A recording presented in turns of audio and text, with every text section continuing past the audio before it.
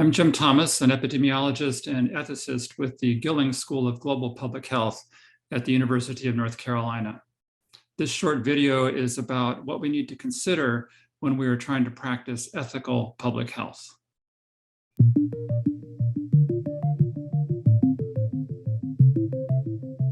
The ethical practice of public health is based on a number of core values, like equity and inclusivity. To achieve those, there are several practical considerations that are helpful to remember. They include things like responsiveness, reciprocity, and proportionality. But rather than just talk about those from here at my desk, let's go to a public place where we can see those considerations in action. During the COVID pandemic, my local farmers market remained open every week. They managed well in a time full of risk and uncertainty by practicing the considerations that we hold close in public health. So let's go talk to some folks in the farmers market. So here we are at the Carrboro Farmers Market. You can see it's pretty active, and it's one of my favorite places in Carrboro. So I'm going to be interviewing a few people, a few vendors, the manager of the market, and we'll find out how they dealt with COVID. So this is Mike Hammersley. You are somebody who comes to the market on a pretty regular basis. So when COVID hit and things changed here, you know, things used to be wide open, and now, well, at that time, they made a lot of changes.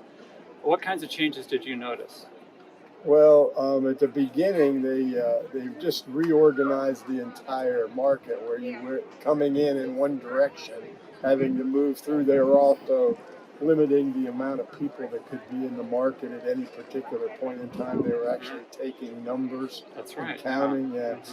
But you flowed through. I mean, I thought they did it efficiently enough. You had the ability to walk through, get to each of your, the venues easily and on out and around and back. So I felt good in that at least we could keep it open and going, because for us, as you said, we do come here about every week.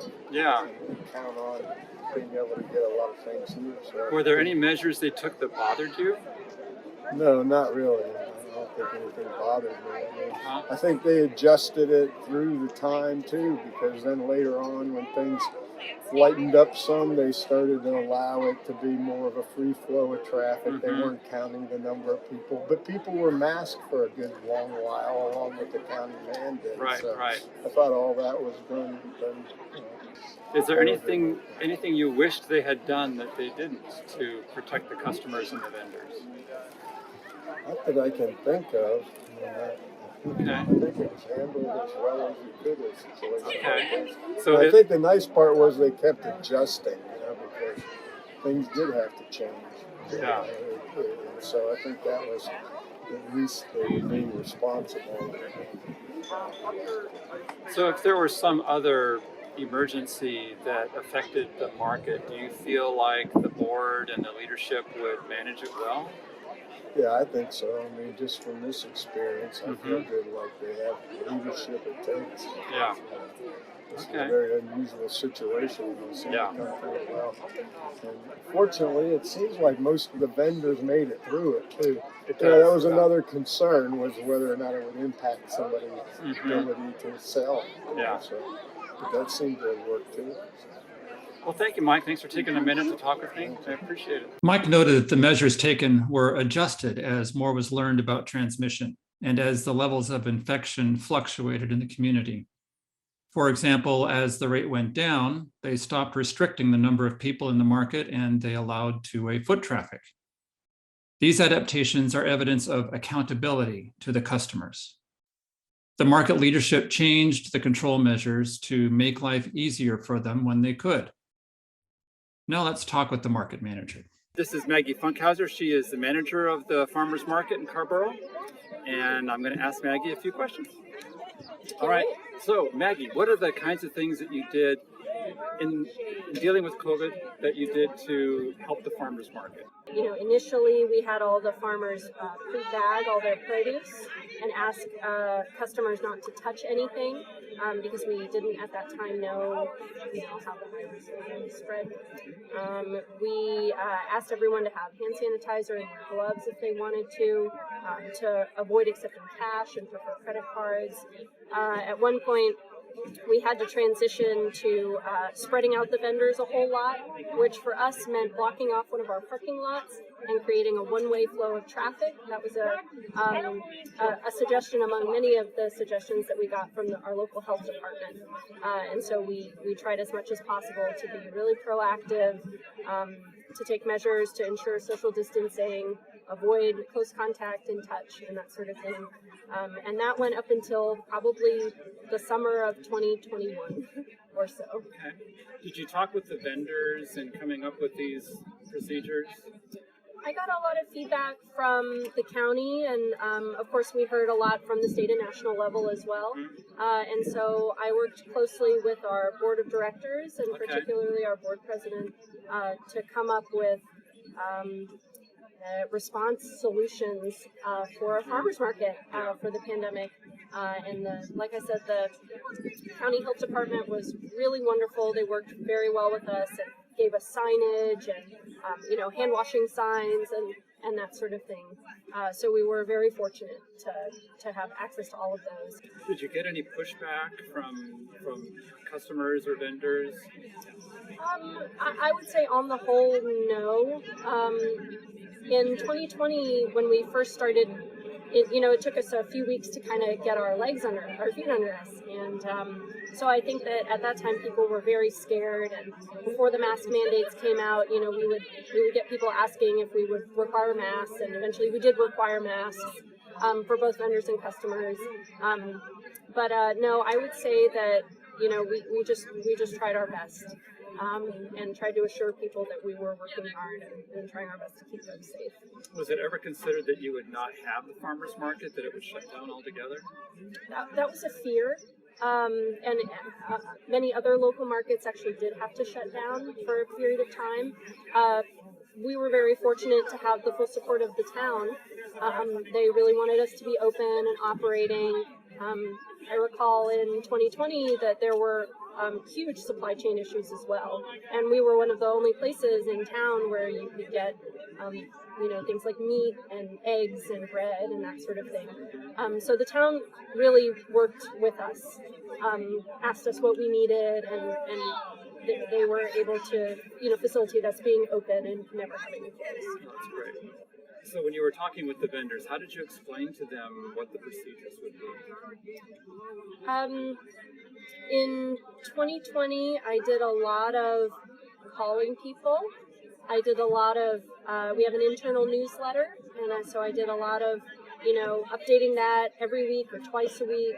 As information came out, I tried to cite my sources as much as possible, so that everybody knew what we were doing and why we were doing it. It's a slow process, right? It's slow to adopt all of those new things and change. It's hard to make sure every single person on site is wearing a mask. We can see up to 4,000 people sometimes on a Saturday in the main season, and so it really was a big push to get signage and get hand sanitizer and get hand washing and make sure that everyone can comply. Did you lose any vendors? We had a few vendors decide to retire, which is sort of seemed to be a trend more broadly in the professional world. The Great Resignation. They decided to retire. Whether that was related to the pandemic or not, I don't know. The vendors and the farmers who attended during the pandemic, they were, we have a wonderful community support around local food here, as you know very well, and so they were able to, keep their businesses running and keep them afloat. When Maggie says they managed to keep the market open throughout the pandemic, we see an example of proportionality. That is, not using overkill or not implementing more measures than needed. Rather, the measures taken are the least disruptive ones needed to effectively limit transmission. We'll hear again from Maggie in a minute, but first let's talk with one of the vendors. My name is Ross Mickens. I am the part owner of Open Door Farm here at the Carborough Farmers Market. Okay, what do you sell here?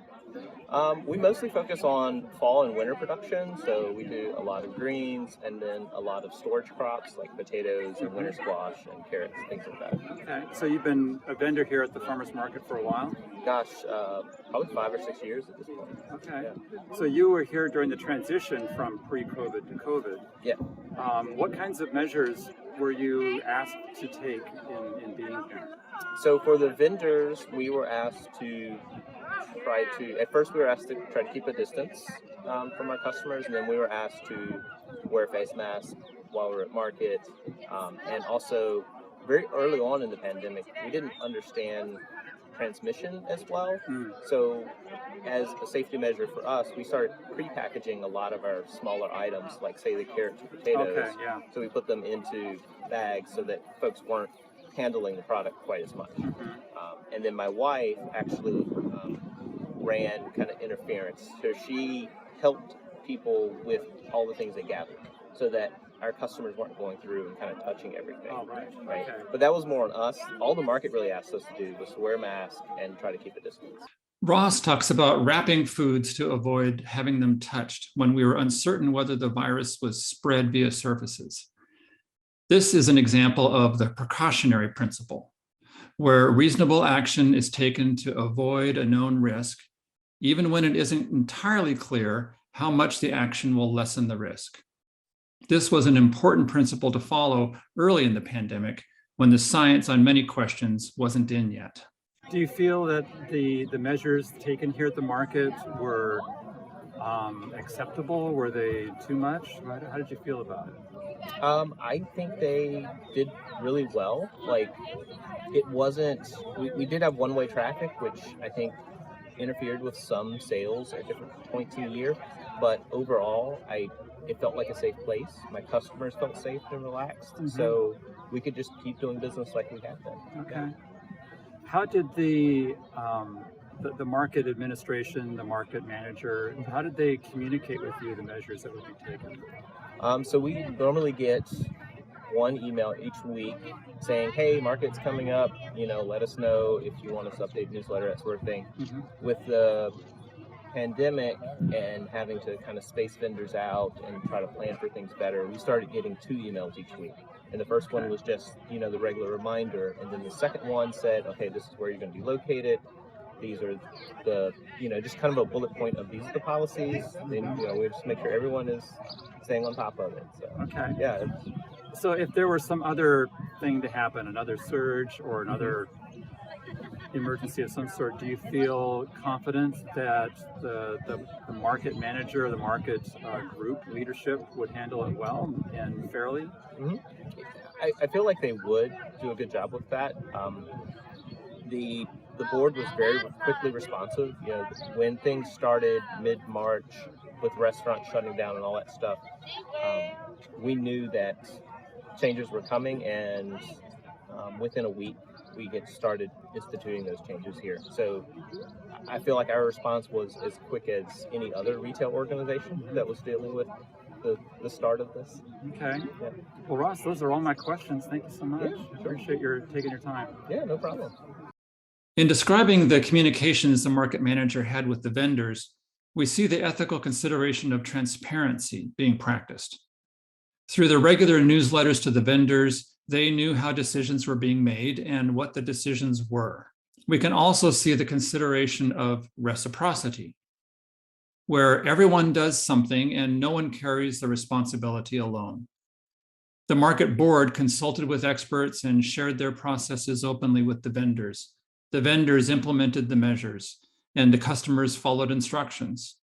When each actor recognizes they have an obligation to the other actors, we say there is reciprocity. The result of the market following these considerations was trust. And because of that, there was cooperation. These are the key currencies of public health. We hear trust in Ross's belief that in another emergency, the market board would handle it well. And cooperation is evident in how everyone followed the same plan. Now let's go back to Maggie, the market manager, for one more point. Do you feel like the measures that you took were effective? And I'm not defining what effective is. I'd like to hear what you think it means to be effective in this pandemic. I think that effectiveness to me would be, no, the big fear I had was that we would be the site of an outbreak or something. I now sort of know that being outdoors, we have a lot of advantages. At the time, in 2020 and even into 2021, there was a huge culture of fear. We didn't know what was going to happen. We didn't know how long it was going to last. So for me, the effectiveness of our measures would be, were our farmers able to take home a paycheck? And they were. Nobody, as far as I know, got sick at the market from COVID. I would call that an excess. And we never had to close. So I would say in those terms, success, effectiveness, that's sort of what I would say was effective. And we also had broad customer support for the safety measures that we put in place. So we're very fortunate for that. Obviously any sort of retail body experiences folks who are disgruntled or don't agree with certain policies. I would say those were few and far between, though. So we're very lucky that our customers, on the whole, all wore masks, especially when we asked them to. They tried to socially distance. They followed our rules.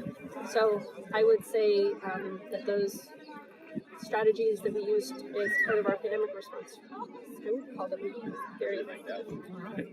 Well, thank you so much, Maggie. This has been great. You've been a great help. Thanks a lot.